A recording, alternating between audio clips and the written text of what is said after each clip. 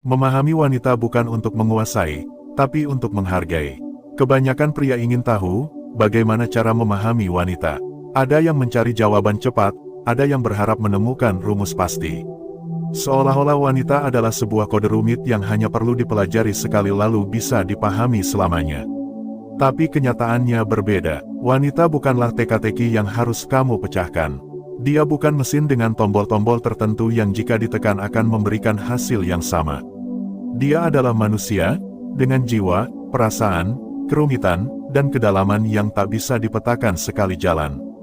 Dan disinilah kebanyakan pria keliru, mereka ingin memahami wanita agar bisa mengendalikan, agar bisa memprediksi, agar bisa merasa lebih unggul. Padahal, memahami wanita bukanlah jalan menuju kekuasaan, melainkan jalan menuju penghargaan. Seorang filsuf Stoik pernah mengingatkan, kita tidak bisa mengendalikan orang lain. Yang bisa kita kendalikan hanyalah respons kita terhadap mereka. Kata-kata itu bukan hanya berlaku dalam kehidupan sosial, tapi juga dalam hubungan. Jika kamu mendekati wanita dengan niat menguasai, kamu akan kecewa.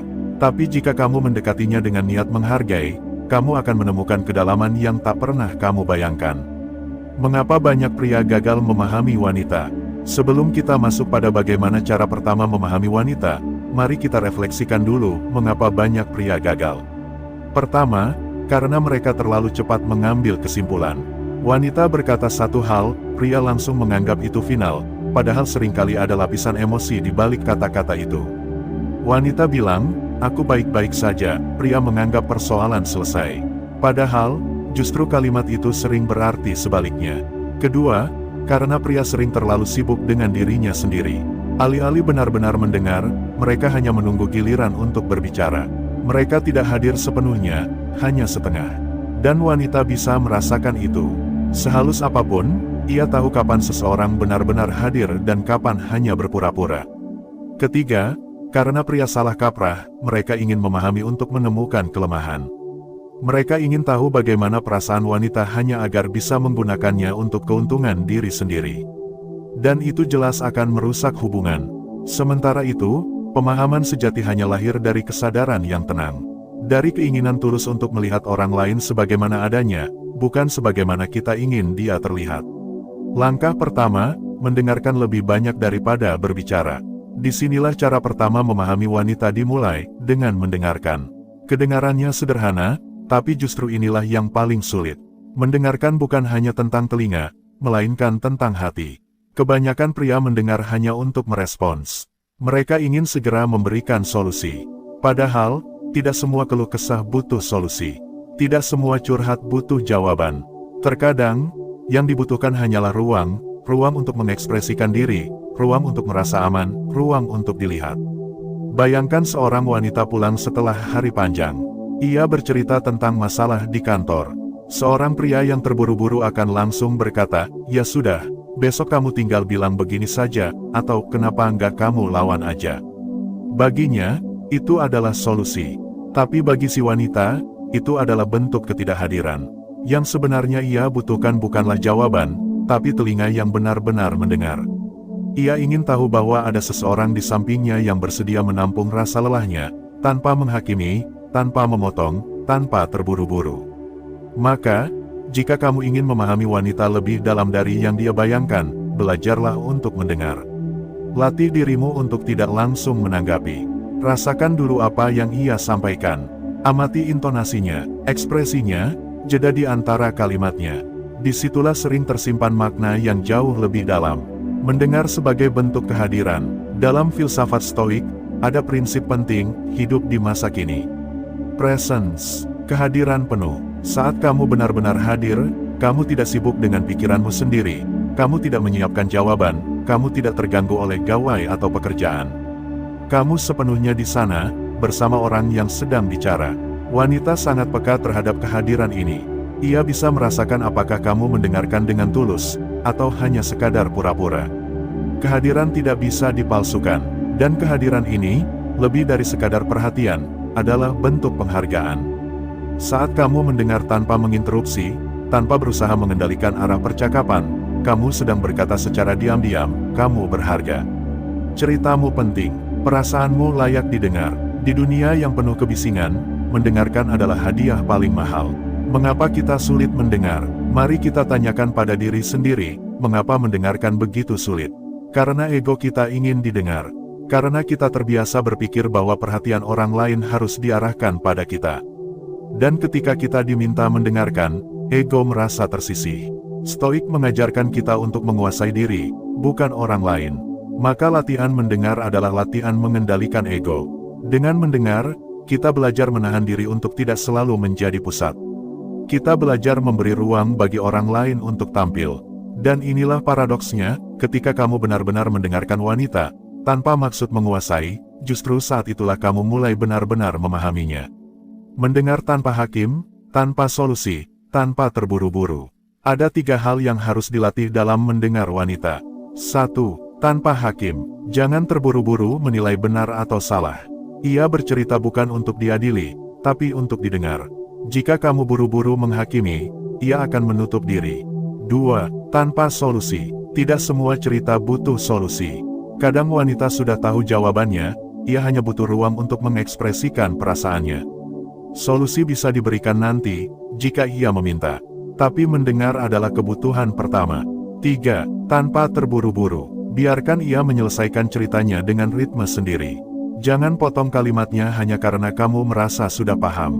Kesabaranmu menunjukkan penghargaanmu. Mengapa mendengar membawa kedalaman? Mungkin kamu bertanya, mengapa mendengar bisa membuatmu memahami wanita lebih dalam? Jawabannya sederhana, karena dalam mendengar, kamu menembus lapisan luar dirinya. Wanita tidak selalu membuka sisi terdalamnya pada semua orang. Tapi saat ia merasa aman, saat ia merasa dihargai, ia akan mulai menunjukkan siapa dirinya sebenarnya. Dan itu hanya terjadi ketika kamu mampu mendengar dengan tulus. Bayangkan seperti lautan. Permukaan laut bisa tampak tenang atau bergelombang, tapi kedalaman sejatinya tersembunyi jauh di bawah. Hanya orang yang mau menyelam yang bisa melihat keindahannya. Mendengar adalah cara kita menyelam ke kedalaman itu. Mendengar sebagai latihan cinta stoik. Dalam stoik cinta, hubungan bukan tentang memiliki, tapi tentang menemani perjalanan. Mendengar adalah salah satu bentuk menemani itu. Cinta bukan berarti selalu punya jawaban. Cinta berarti mampu menahan diri untuk hadir, meski dalam diam. Cinta berarti mengakui bahwa orang lain punya dunia batin yang tak selalu kita pahami, tapi kita tetap bersedia menjaga ruang itu dengan hormat. Itulah mengapa memahami wanita dimulai dari sesuatu yang sederhana, tapi sangat sulit mendengarkan. Bukan untuk mencari kelemahan, bukan untuk merasa pintar, tapi untuk memberi ruang. Jadi, langkah pertama memahami wanita lebih dalam dari yang dia bayangkan adalah belajar. Mendengarkan, bukan mendengar sekadar kata-kata, tapi mendengarkan dengan hati.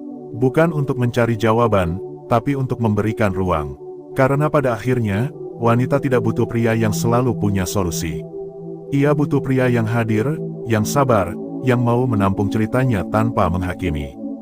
Dan disitulah, pemahaman yang sesungguhnya mulai tumbuh, perlahan, tapi dalam. Membaca yang tersirat, bukan hanya yang tersurat. Banyak pria merasa sudah paham wanita hanya karena mendengar kata-katanya. Tapi apakah kata-kata selalu sejujur itu? Tidak selalu. Seringkali, yang tersurat hanyalah lapisan luar, sementara yang tersirat menyimpan makna sebenarnya. Dan disitulah letak kedalaman. Wanita bisa berkata, aku baik-baik saja, padahal hatinya penuh gelisah. Ia bisa tersenyum, padahal ada air mata yang ia tahan di balik matanya. Ia bisa terlihat kuat, padahal rapuh di dalam. Dan hanya pria yang benar-benar hadir, yang sabar, yang tidak terburu-buru menilai, yang mampu melihat lebih dalam dari apa yang tampak di permukaan. Filsafat Stoik mengajarkan kita, jangan berhenti pada kesan pertama. Lihatlah lebih dalam, pikirkan lebih jauh, jangan terkecoh oleh penampilan. Itu juga berlaku ketika kita ingin memahami wanita. Mengapa kata-kata bisa menipu? Kata-kata adalah alat, tapi tidak selalu cermin yang jujur. Ada banyak alasan mengapa wanita tidak selalu mengatakan apa yang benar-benar ia rasakan. 1. Budaya dan kebiasaan. Banyak wanita diajarkan sejak kecil untuk tidak merepotkan orang lain dengan perasaannya. Maka ketika ditanya, kamu baik-baik saja, mereka terbiasa menjawab, ya, aku baik-baik saja, meski tidak. 2. Ketakutan akan salah paham. Kadang wanita tidak berkata jujur karena takut dianggap lemah, atau takut menambah beban pasangannya. Maka ia memilih diam, atau mengatakan kebalikannya. 3. Butuh waktu untuk membuka diri. Perasaan tidak selalu mudah dijelaskan. Ada hal-hal yang butuh waktu untuk dirangkai menjadi kata. Dan sementara itu, yang keluar bisa saja hanya kalimat penutup seperti, aku nggak apa-apa. Itu sebabnya, jika kamu hanya bergantung pada kata-kata, kamu sering salah memahami.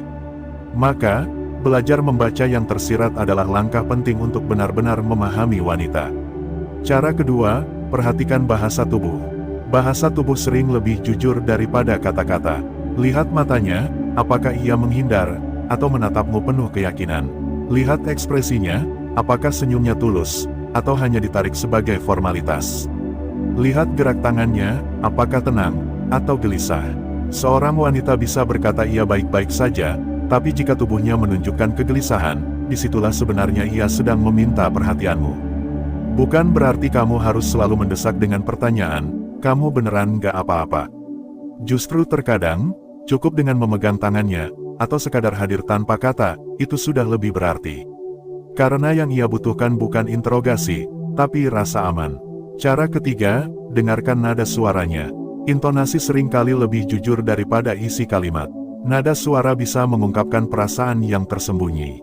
Wanita bisa mengatakan, aku baik-baik saja, dengan nada datar, cepat, dan singkat, itu tanda ia tidak sungguh-sungguh baik-baik saja.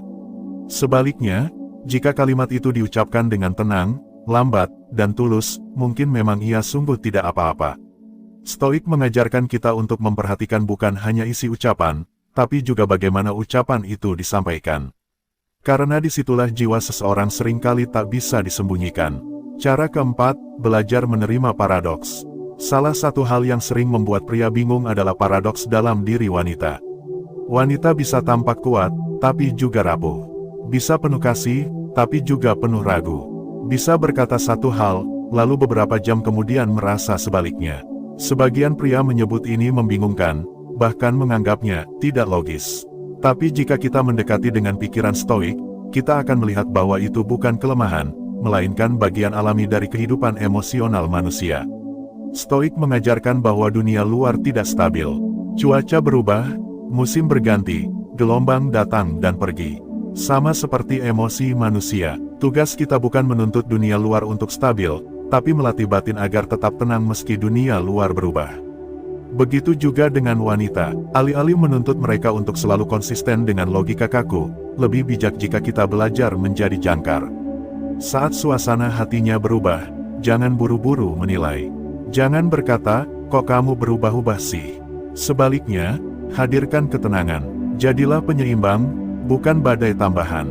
Apakah kamu benar-benar melihat? Ada perbedaan besar antara melihat dan memperhatikan. Melihat hanyalah fungsi mata, memperhatikan adalah fungsi hati. Pertanyaannya, apakah kamu benar-benar memperhatikan pasanganmu? Atau kamu hanya sekadar melihat? Apakah kamu bisa menangkap perbedaan kecil dalam suaranya, atau perubahan kecil dalam ekspresinya? Wanita seringkali menguji ini secara diam-diam. Bukan karena ingin mempersulitmu, tapi karena ia ingin tahu apakah kamu cukup hadir untuk menangkap dirinya yang sebenarnya. Jika kamu gagal melihat yang tersirat, ia bisa merasa tidak dimengerti. Tapi ketika kamu berhasil menangkap hal-hal kecil, bahkan tanpa ia perlu menjelaskan, disitulah kepercayaan dan kedekatan tumbuh. Membaca yang tersirat tanpa menghakimi. Namun, membaca yang tersirat bukan berarti kamu harus langsung menghakimi atau menuduh. Misalnya, kamu melihat ia tampak murung. Jangan langsung berkata dengan nada menginterogasi, kamu kenapa?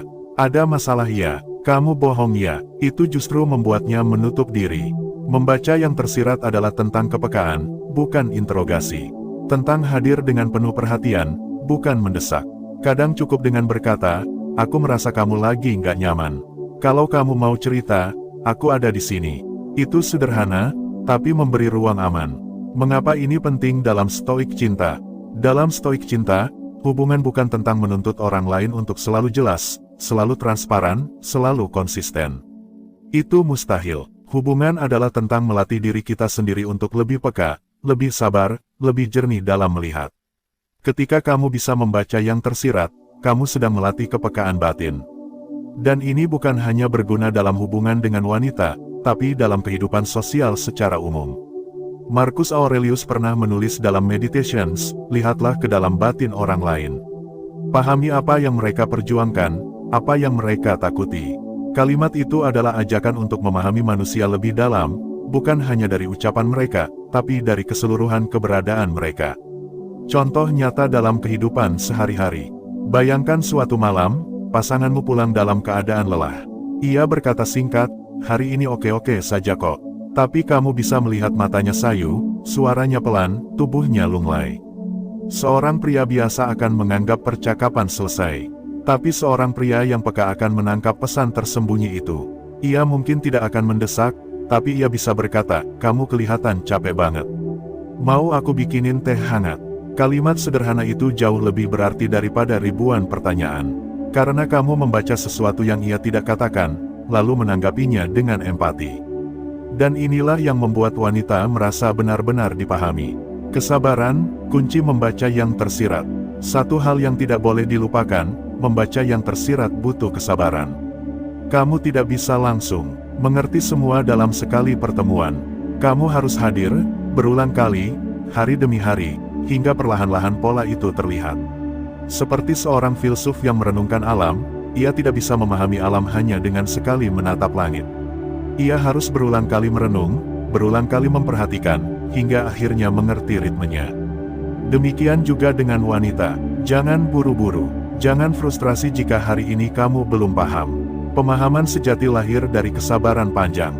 Maka, langkah kedua memahami wanita lebih dalam dari yang dia bayangkan adalah belajar membaca yang tersirat, bukan hanya yang tersurat. Perhatikan bahasa tubuhnya, dengarkan nada suaranya, terimalah paradoks dalam dirinya tanpa menghakimi. Jadilah pria yang tidak hanya melihat, tapi benar-benar memperhatikan. Karena kata-kata bisa menipu, tapi hati jarang salah. Dan hanya pria yang hadir dengan hati yang jernih yang bisa memahami wanita pada kedalaman yang tidak pernah ia bayangkan. Menghargai kedalaman jiwa dan panggilan sunyinya. Banyak pria berhenti pada permukaan.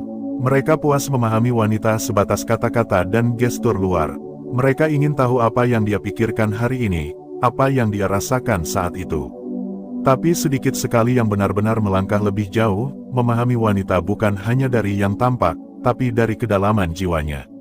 Dari ruang sunyi di mana dia menyimpan luka, harapan, dan panggilannya sendiri. Kalau dua langkah pertama adalah tentang mendengarkan dan membaca yang tersirat, maka langkah ketiga adalah tentang menghargai kedalaman jiwa wanita itu sendiri. Dan ini lebih sulit, karena kedalaman jiwa bukan sesuatu yang bisa kamu paksa terbuka.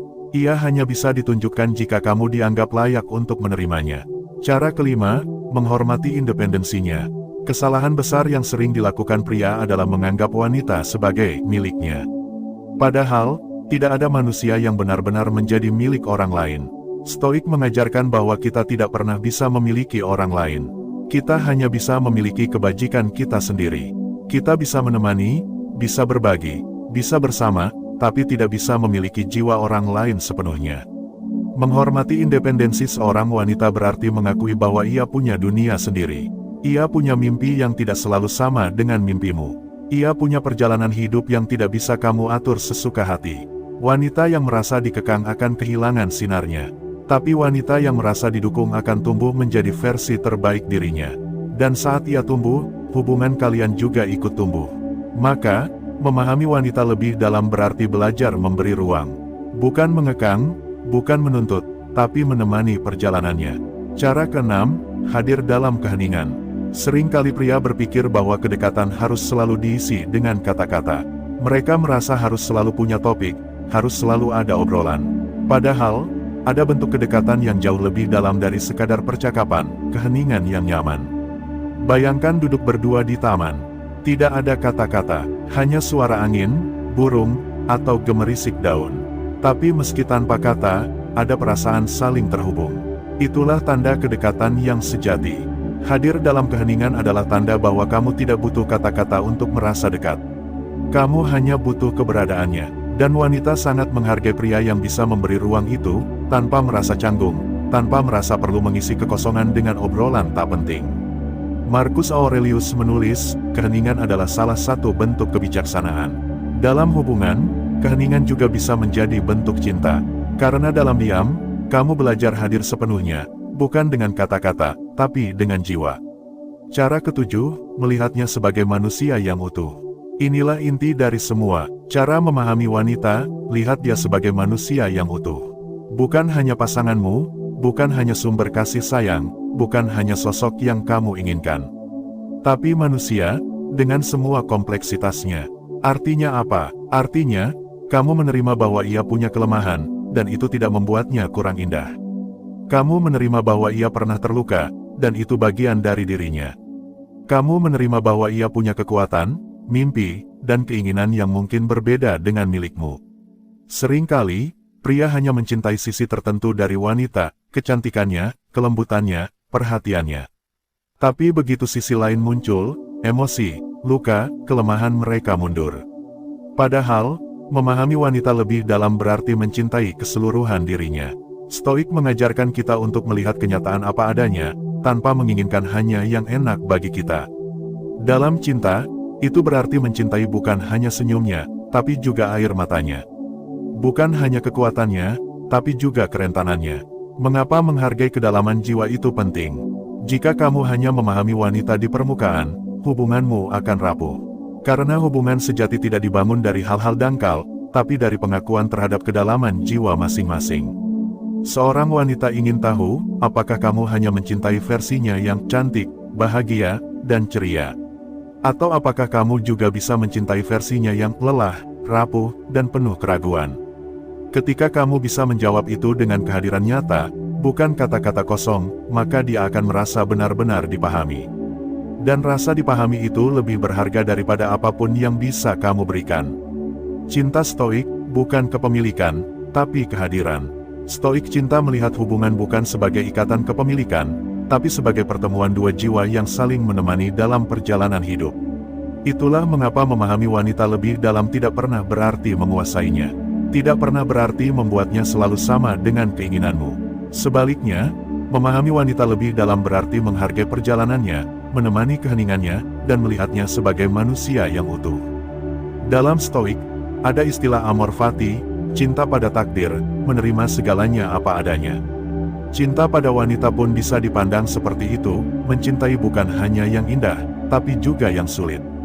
Bukan hanya yang kita inginkan, tapi juga yang ia bawa dalam perjalanannya.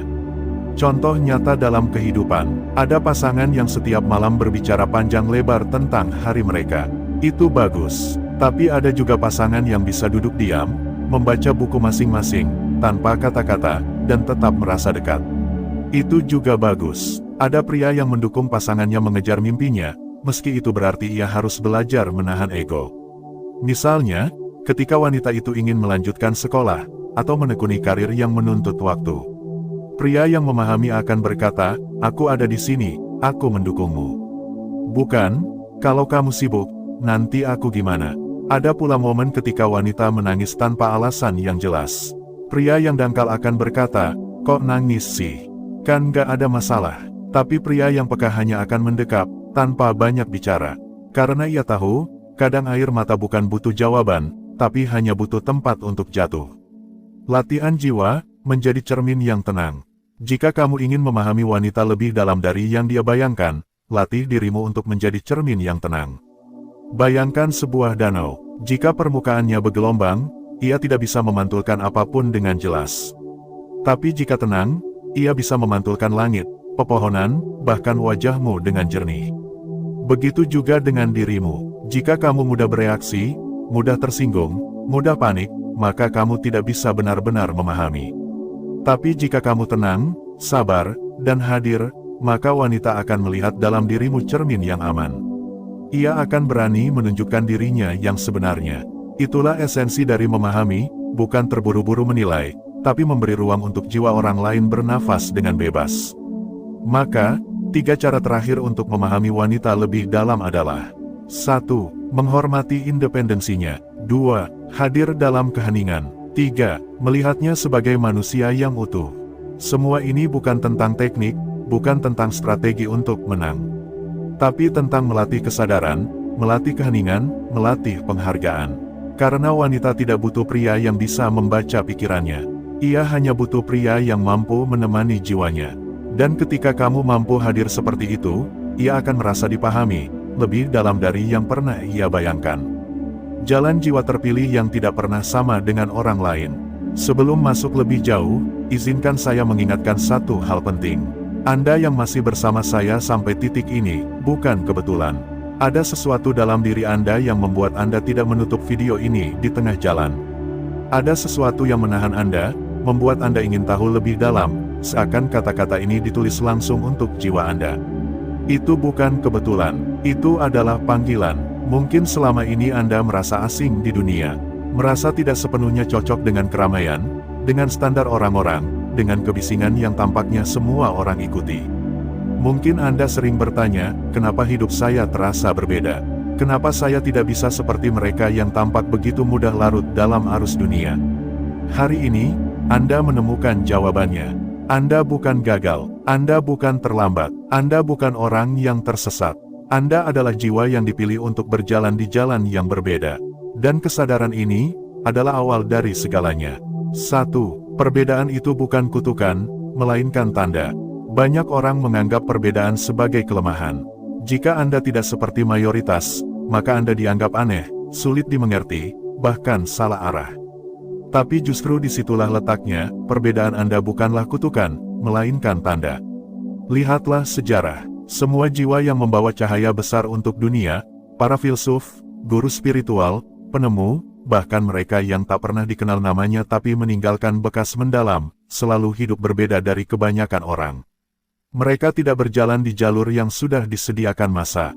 Mereka menapaki jalan sunyi, dengan kesadaran yang tumbuh perlahan, lalu memancar begitu kuat hingga dunia tak bisa menutup mata. Dan mungkin, jalan itulah yang sedang Anda jalani sekarang. Perasaan kesepian, kegelisahan, keengganan untuk mengikuti arus hanyalah permukaan. Di balik itu semua, ada energi besar yang sedang menunggu Anda temukan. Energi yang membuat hidup Anda bukan sekadar hidup, melainkan panggilan. 2. Hidup tidak pernah sama lagi setelah kesadaran ini. Setelah Anda tahu bahwa perbedaan Anda adalah tanda jiwa terpilih, hidup tidak akan pernah sama lagi. Bukan berarti semua jadi mudah. Justru tantangan akan tetap datang. Tetapi cara Anda melihat tantangan itu akan berubah. Orang lain mungkin merasa hidup menindas mereka. Mereka mengeluh, marah, menyalahkan keadaan. Tapi Anda belajar bahwa setiap kesulitan adalah latihan. Bahwa setiap luka adalah jalan masuk bagi cahaya untuk mengalir. Bahwa setiap kegagalan bukan akhir, melainkan undangan untuk kembali ke dalam diri, memperkuat fondasi jiwa, dan melangkah lagi. Dengan kesadaran ini, dunia yang tadinya terasa kacau perlahan terlihat jelas. Anda tidak lagi sibuk menuntut dunia berubah. Anda justru belajar menata batin, agar Anda mampu berjalan di dunia dengan ketenangan. Dan ketenangan inilah yang membuat hidup Anda tidak akan pernah sama lagi. 3. Tanggung jawab jiwa terpilih. Kesadaran bukan hadiah kosong. Ia datang dengan tanggung jawab. Jiwa terpilih bukan berarti lebih tinggi dari yang lain.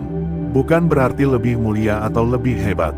Justru sebaliknya, jiwa terpilih berarti siap memikul tanggung jawab yang lebih besar. Tanggung jawab untuk tetap sadar di tengah kebisingan. Tanggung jawab untuk tidak ikut hanyut meski semua orang berlari ke arah yang sama. Tanggung jawab untuk menjaga cahaya tetap menyala, bahkan ketika orang lain mencoba memadamkannya. Anda mungkin tidak diminta untuk mengubah dunia secara besar-besaran, tapi Anda diminta untuk mengubah diri Anda. Dan dengan berubahnya diri, lingkaran kecil di sekitar Anda ikut berubah. Lalu meluas, menyentuh orang lain tanpa Anda sadari. Itulah cara jiwa bekerja, senyap, namun dalam, tidak mencolok, namun abadi. 4. Kesepian bukan musuh, melainkan guru. Salah satu hal yang paling sering dirasakan jiwa terpilih adalah kesepian. Anda merasa tidak ada yang benar-benar mengerti Anda. Anda mungkin punya banyak kenalan, tapi tetap merasa hampa di tengah keramaian.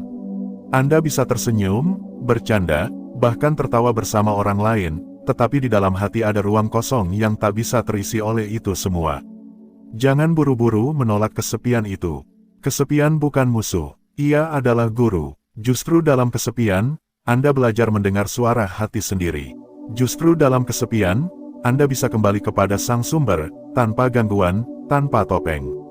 Kesepian adalah ruang suci tempat jiwa ditempa, agar kuat, agar tajam, agar jernih. Dan ketika Anda berdamai dengan kesepian, Anda tidak lagi takut berjalan sendiri. Karena Anda tahu, pada akhirnya, jiwa terpilih memang harus belajar berjalan sendirian sebelum ia bisa menjadi cahaya bagi orang lain. 5. Jalan ini tidak mudah, tapi bernilai abadi. Mari kita jujur, jalan jiwa terpilih tidak pernah mudah. Anda akan diuji berkali-kali, Anda akan jatuh, Anda akan merasa hancur, tapi setiap kali Anda bangkit, ada sesuatu yang bertambah di dalam diri Anda. Kebijaksanaan, kekuatan, ketenangan, itulah harta sejati, bukan emas, bukan popularitas, bukan pengakuan orang lain. Harta itu melekat pada jiwa Anda, tidak bisa dicuri, tidak bisa hilang, bahkan oleh waktu sekalipun. Dan inilah yang membuat jalan jiwa terpilih berbeda. Anda tidak mencari sesuatu yang fana. Anda ditempa untuk sesuatu yang abadi. 6. Anda tidak kebetulan menonton ini. Sampai di sini, saya ingin menegaskan lagi. Anda yang masih mendengarkan, bukan kebetulan berada di sini. Ada ribuan, jutaan video lain di luar sana. Tapi entah bagaimana, Anda sampai pada pesan ini, dan tidak pergi. Itu berarti, ada sesuatu di dalam diri Anda yang sudah siap. Siap menerima kebenaran ini, siap melangkah lebih dalam, siap berhenti menyalahkan keadaan, dan mulai melihat ke dalam. Bukan kebetulan, itu adalah panggilan, dan sekarang, Anda sudah tahu siapa diri Anda. 7. Kesimpulan akhir, hidup Anda tidak akan sama lagi. Mari kita simpulkan semuanya. Hidup Anda berbeda bukan karena kebetulan, tapi karena ada panggilan. Perbedaan bukan kutukan, melainkan tanda. Kesepian bukan musuh, melainkan guru. Tanggung jawab Anda bukan mengubah dunia, tetapi menjaga cahaya dalam diri tetap menyala. Dan setelah Anda menyadari semua ini, hidup Anda tidak akan pernah sama lagi. Anda akan tetap menghadapi kesulitan, tapi kini dengan cara berbeda. Anda akan tetap berjalan sendirian, tapi tidak lagi merasa hampa. Anda akan tetap terluka, tapi tahu luka itu adalah jalan bagi cahaya. Dan pada akhirnya, ketika jiwa Anda kembali pada sang sumber, Anda akan tahu. Semua perjalanan sunyi, semua kesakitan, semua rasa asing yang Anda alami, tidak sia-sia. Itu semua adalah bagian dari panggilan jiwa terpilih. Terima kasih sudah bersama saya sampai sejauh ini. Jika Anda merasakan pesan ini menyentuh hati Anda, jangan simpan sendiri. Bagikan, agar jiwa-jiwa lain yang juga sedang mencari jalan menemukan cahayanya. Jalan jiwa terpilih yang berbeda. Ada satu hal yang sering terabaikan dalam perjalanan manusia, penutup yang bukan berarti akhir, melainkan jembatan menuju bab berikutnya. Dalam setiap kisah, dalam setiap perjalanan, dalam setiap hembusan napas yang kita hirup, selalu ada momen penutup yang sesungguhnya membuka ruang baru. Dan pada kesempatan ini, penutup bukan sekadar kata-kata terakhir, melainkan pintu bagi jiwa untuk kembali menengok dirinya sendiri. Sejak awal kita berbicara tentang jiwa-jiwa terpilih yang hidupnya berbeda dari kebanyakan orang, kita seolah menyingkap tabir yang selama ini samar. Kita melihat bahwa kehidupan bukan hanya soal berlari bersama keramaian, bukan pula soal mengikuti arus dunia yang riuh, melainkan tentang berani menerima jalan yang sunyi, jalan yang dalam, jalan yang kadang penuh kesepian, namun sesungguhnya kaya akan makna. 1. Hidup yang tidak sama, tapi tidak salah. Ada banyak orang yang takut terlihat berbeda. Mereka khawatir dianggap aneh, dijauhi, atau disalahpahami. Tapi jiwa terpilih tidak datang untuk menyesuaikan diri dengan pola yang umum. Ia datang untuk menjalani ritmenya sendiri, meski ritme itu terdengar asing bagi telinga kebanyakan. Maka, penutup ini ingin mengingatkanmu, jika jalan hidupmu terasa berbeda, itu bukan kesalahan. Jika kau sering merasa tidak cocok dengan keramaian, itu bukan kelemahan. Jika dunia seolah bergerak terlalu cepat, sementara hatimu memilih langkah yang lebih pelan, itu bukan keterlambatan. Itu adalah cara jiwa menuntunmu pada jalannya sendiri. Dan bukankah setiap jalan yang benar selalu tampak asing di awalnya? Bukankah setiap penemuan besar selalu lahir dari orang-orang yang berani keluar dari barisan? 2. Kesepian yang menyimpan cahaya. Dalam kesendirian, banyak orang merasa hampa. Tapi bagi jiwa terpilih, kesepian bukanlah kehampaan. Ia adalah keheningan yang justru menjadi ruang bagi cahaya untuk masuk. Dalam kesepian, kau bisa mendengar suara hatimu lebih jernih. Dalam kesepian, kau bisa merasakan bisikan yang sering tertutup oleh kebisingan dunia. Dan dari sinilah lahir kekuatan yang jarang dimiliki orang lain, kemampuan untuk diam namun penuh isi, untuk sendiri namun tidak kosong, untuk menyepi namun justru semakin dalam mengenal diri. Penutup ini mengajakmu untuk tidak lagi takut pada kesepian. Sebab kesepian, ketika diterima, berubah menjadi kawan yang setia, yang menuntunmu kembali kepada inti dirimu. 3. Dunia akan selalu berbicara, tapi jiwa memilih sunyi. Kita hidup di dunia yang tak pernah berhenti berbicara. Suara media, suara orang-orang, suara keramaian, semuanya terus menuntut perhatian kita. Tapi jiwa terpilih tahu bahwa kebenaran tidak selalu ada dalam suara yang paling keras. Justru seringkali, kebenaran itu berdiam dalam keheningan. Dan di sanalah tugasmu, bukan menutup telinga dari dunia, tetapi belajar memilih suara mana yang layak masuk ke dalam hatimu. Dunia bisa berisik, tapi jiwamu bisa tetap sunyi. Dunia bisa kacau, tapi hatimu bisa tetap tenang.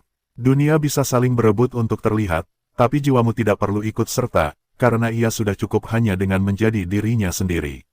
4. Jalan sunyi, tapi tidak sendiri. Satu hal yang mungkin masih membebani pikiranmu adalah pertanyaan, apakah aku benar-benar sendiri di jalan ini?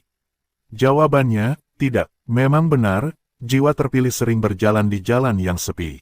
Tapi bukan berarti ia sendirian. Ada jiwa-jiwa lain yang berjalan di jalannya masing-masing, meski jarak memisahkan, meski mereka jarang bertemu. Dan di dalam keheningan, sesungguhnya semua jiwa terhubung oleh sesuatu yang lebih halus daripada kata-kata. Seperti bintang di langit malam, satu tampak sendiri, tapi ketika kau menengadah, kau akan sadar bahwa ia tidak pernah benar-benar sendiri. Ada bintang-bintang lain yang ikut menyinari langit, membentuk gugusan yang indah, meski masing-masing tetap menjaga jarak, begitu pula jiwa-jiwa terpilih. 5. Keberanian untuk menutup, dan membuka penutup sejati bukanlah akhir, melainkan awal yang baru. Menutup satu pintu berarti memberi kesempatan bagi pintu lain untuk terbuka. Jiwa terpilih tidak takut menutup bab lama, karena ia tahu setiap penutup hanyalah awal dari perjalanan yang lebih dalam. Hari ini, melalui penutup ini, mari kita belajar menutup dengan tenang. Menutup bukan karena menyerah, tapi karena siap melangkah. Menutup bukan karena habis, tapi karena telah cukup. Menutup bukan karena selesai, tapi karena sudah waktunya membuka yang baru. 6. Terima kasih, jiwa yang mendengar sebelum benar-benar menutup. Izinkan saya mengucapkan terima kasih. Terima kasih untuk waktumu yang kau izinkan bersama narasi ini. Terima kasih untuk kesediaanmu mendengarkan dengan hati. Terima kasih untuk keberanianmu bertahan hingga akhir. Meski jalan ini sunyi, panjang, dan penuh refleksi, ketahuilah, tidak semua orang bisa sampai di titik ini. Tidak semua orang mampu mendengar hingga ke dalam.